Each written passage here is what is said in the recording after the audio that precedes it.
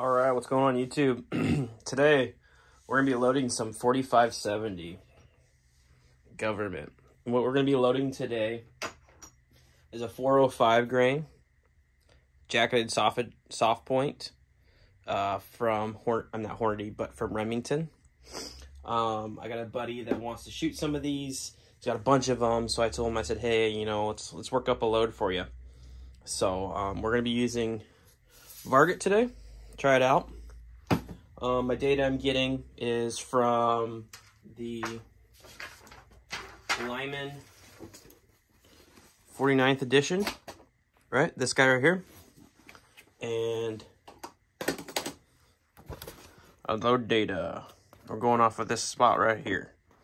So that's what we're going for load data today. Like I said, that's the bullet we're going to be using.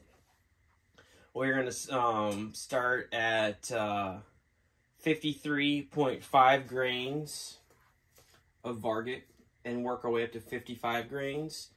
56 grains is a compressed load, and that's max for what Lyman says. We don't need this to be crazy screaming fast. He just wants to get it a little faster. So it's probably going to average right around 1,700 feet per second at that 55 grains. If we were to go to 56 grains, it'd be right around at 1752. And so right around 16 to 1700, plenty fast enough for what he wants. And so today I'm going to be using my Summit press for most of this stuff. Already got the brass primed. I mean, not primed, but lubed. This is brand new Starline brass, so it's never been fired. You can see Starline right there. But I like to resize all my brass. So like I said, basically prime all my brass even when it's brand new, just to make sure it's to the right size. We're going to, you know, the case length is 2.105, and we're going to go to a 2.550 max case length loaded. So there's the data right there. Always do your own research, work up. Not responsible if you follow my load data and something happens. Make sure you guys are responsible, do your own load data. Work up. All right, so I'm going to head and reprime this. I'm not reprime, but resize all this brass, and then I'll turn the camera back on.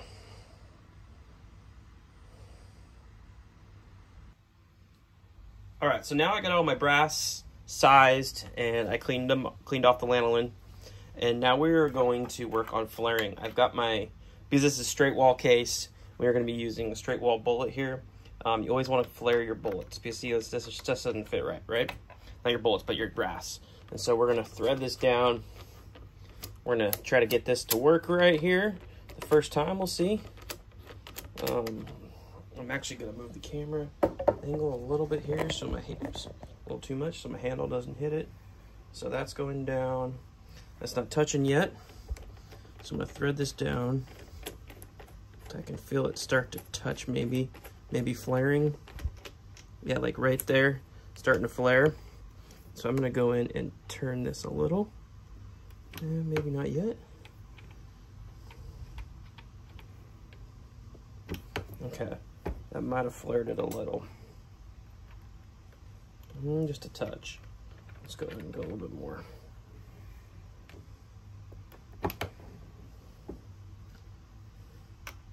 Nope, not yet.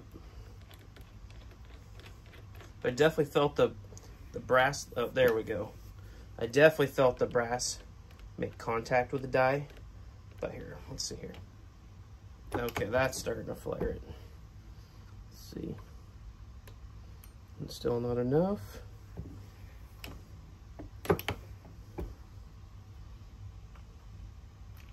Still not happy with that.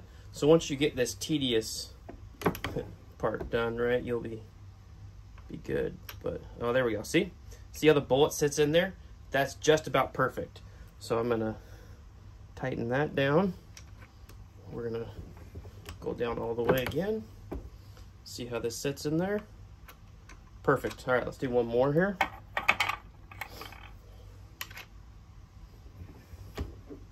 You can really feel it engage. Yeah, nice. By the way, this Summit press is just absolutely amazing. I love this thing. It's really nice. It's amazing for seating bullets, especially if you get a pair of Matchmaster seating dies. I don't have these for 4570, but we're still going to seat bullets on it. So basically, I just need to do all 12 of these, flare them, and then we will go ahead and prime them, and we'll go from there. All right. All right, we're going to go ahead and prime the brass. We're just using Winchester large rifle primers to do this. And basically, I'm just going to use the primer thing on here. That's really actually kind of quite nice. For just 10 of these, to me, I don't want to spend time loading everything up. So basically, it just goes, let's see here, if I can get this camera right. Primer just goes in this little cup here, and then it'll go down in and seat and force it into the brass there. So that's pretty much all it is. It's really simple, really basic. So let's see here if we can get it on camera here. Press down, bam, prime brass. Really, really simple. Usually I would wear gloves when doing this. Like, you can push that up to get your primer in there if you want, and then you come back up here, slide your brass in, done. So this is kind of like the fastest way for me to do this. Otherwise, I got to go through and set up a bunch of stuff. You get plenty good enough contact. You can feel it seating. RCBS is really good at coming up with little ingenious ways of doing stuff here. And so it goes pretty quick. Like I said, nice and little below flush there. Just what you want. And yeah, it goes pretty quick. All right, I'm going to prime the rest of these, and we'll talk about powder next. All right, now it's into powder. We're using Varget here. And our first charge weight, we're shooting for 53.5. Throw some in the trickler here. If I was doing a lot of these at the same weight, I would use my RCBS Charge Master over there, but I'm not, so I'm not gonna, there's really no need to do that. And so, since this is such a huge amount, I'm gonna start with one of these here, and I'm basically just gonna load it in. I got 47. Let's see here, let's get the camera a little better here. So I'm at 47.3 grains right there. And so I should be able to trickle pretty quick here. I could also take and scoop a little bit more off the top. Let's see here. See how long this trickler takes to get going here. I have to take a little bit here.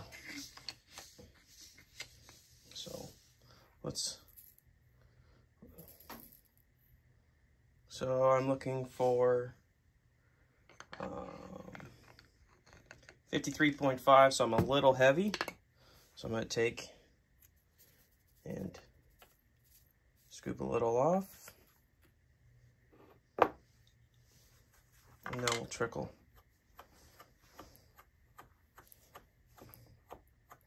You can see we're getting a little bit out of time here. 51, 52.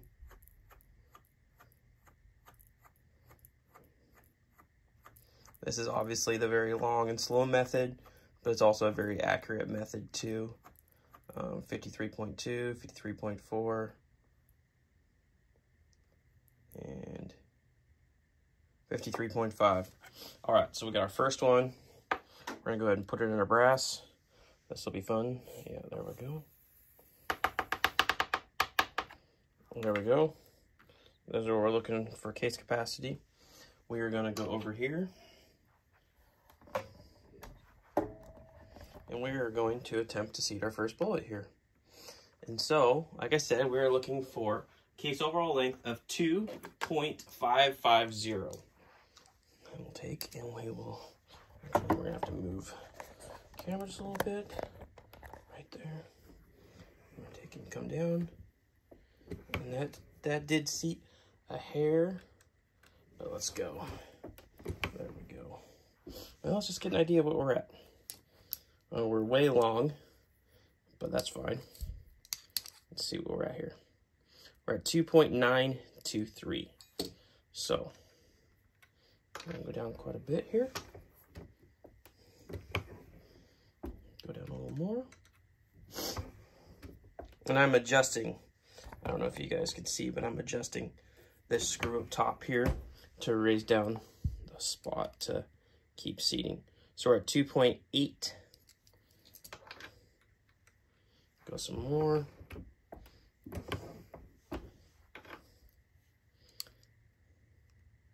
Still at 2.8.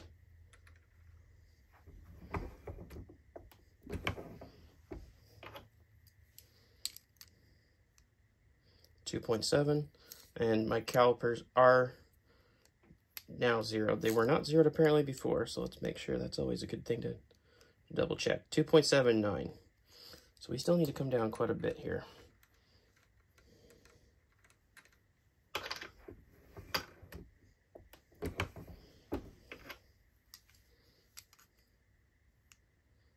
.74.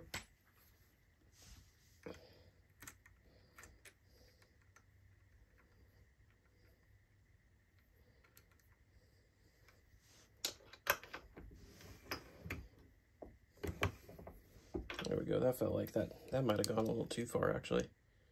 Oh, no, we're not. 2.647. All right. And we are shooting for 2.55. So we're still going to go down a little bit more. Running out of room to turn this screw here.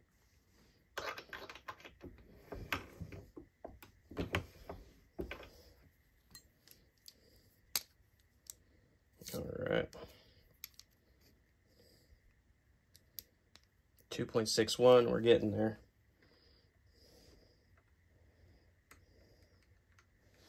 The other thing I can do, since basically we're kind of, if you look here, basically at the max length of our throw, I'm going to drop this down one full turn here, and then tighten this back up, and then we are going to bring this back up a little bit here.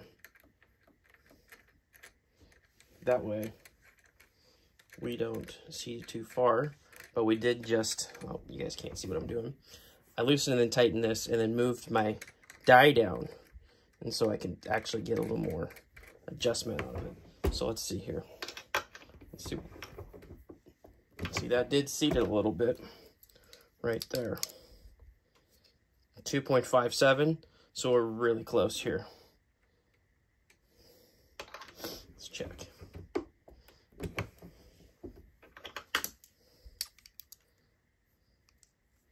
.557. We are going to go a touch more.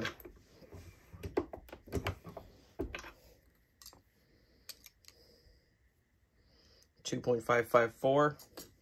That's probably good, but we're just gonna go a hair more.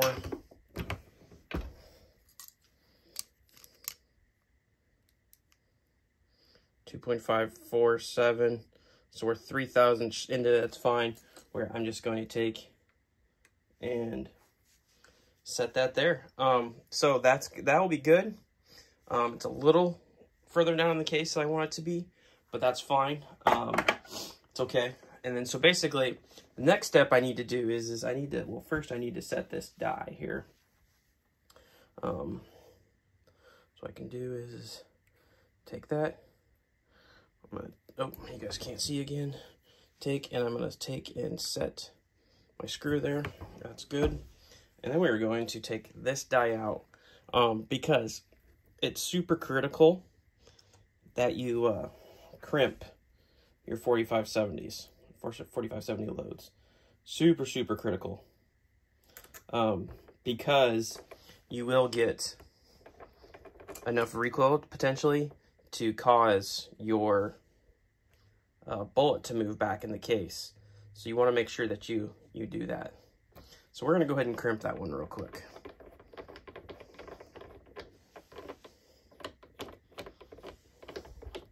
Actually, you know what? let's see one more and see what we get here. Sorry, I keep changing my mind here. All right, so we're gonna go back over. I'm gonna do some powder again real quick. Like I said, this is kind of the long way to do this. But if I was doing more at a certain, if I was doing a bunch at the same grain weight, then I would for sure use my RCBS Charge Master. All right, so we're at 52.1. We need to go to 53.5. So I'm gonna trickle, 52.8, 53, 53.3, 53.3, 53.5, right there. All right, we'll throw our powder in again.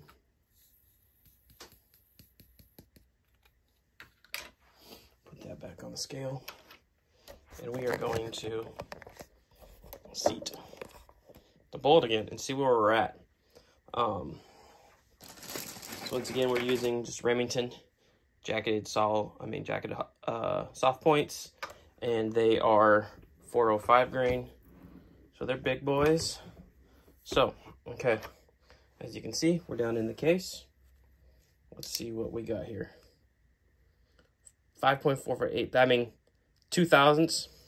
That's fine. We're not going to cry about that. That's really close to the other one. That's good.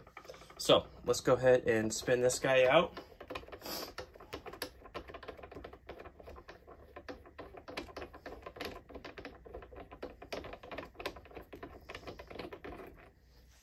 Alrighty.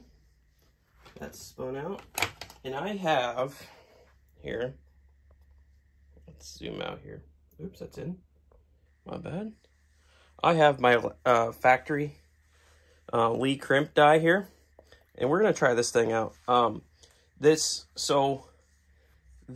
you're loading the Hornady, I think there's the 425 or the 325 grains for these things. It's like dang near impossible to get them to crimp with like a normal crimp die, because you have to trim the brass down to get them to work. So I'm gonna bring that down. I'm going to drop this die until I feel it start to make contact with the cartridge.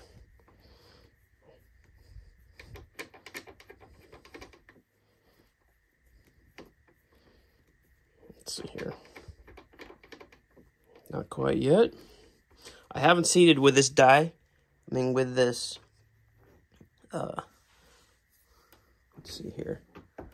I haven't seated with this press yet, so it may not work. We'll find out, I guess. Oh, I don't know, maybe. Oh, there we go. It did crimp it. Nice, actually, it's a good crimp too. So let's see here. We can take a look. See the crimp here and non-crimp here. That's actually, we're gonna go just a touch more on the crimp right there. So once again, you can see the crimp and then non-crimp here. You can kind of see it, kind of, when you look at it that way. But now the bullet is crimped, and so I can go do the second one in here. Take it, bring it down right there, and now you can tell it's crimped. Yeah, so that's loading 4570. I'm going to go ahead and load up the rest of these, and then I will have a separate video on these with the gun shooting. My last 4570, I went out and shot all my ammo and thought I was recording, and I was not. And to be honest with you, it really did not shoot that well. So, it is what it is. I mean, I think at 100 yards I was getting 2-inch grouping. To me, I don't like that, but I guess that's good enough if you're just shooting deer at 100 yards. Yeah, I basically lost video footage because I forgot to hit record, I guess. So, all right, that's going to do it for this video. Because it's already probably going to be a little bit long. It's probably at least 15 minutes long. So, I appreciate you guys watching. Let me know what you guys think. Comment. Let me know if you guys have used Varget in 4570 before. My goal is to get out and shoot this gun today or tomorrow and get another video up and show you guys results. All right, guys. Thanks. I'll catch you later. Take it easy.